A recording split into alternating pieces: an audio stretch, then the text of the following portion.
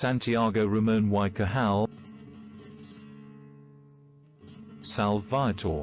Stop Traveler. You are before the tomb of Santiago Ramón y Cajal, one of the most renowned researchers worldwide of all time. This tomb was personally purchased by him to bury his beloved wife Silvia, and he wanted to rest next to her when she died.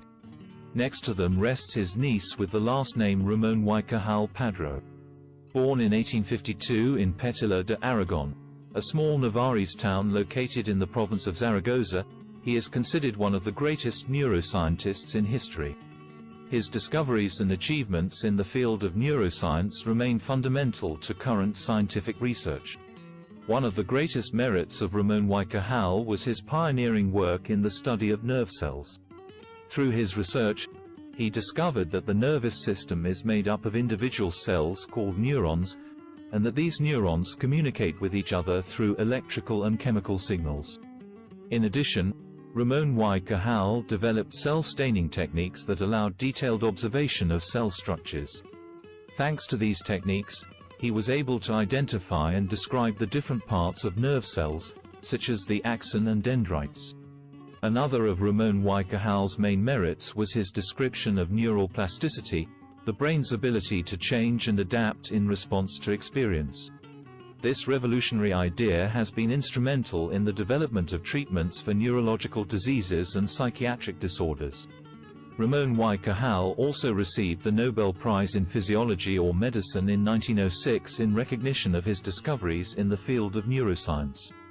In short, Santiago Ramón y Cajal was a pioneer in neuroscience, whose discoveries and achievements remain fundamental to current scientific research.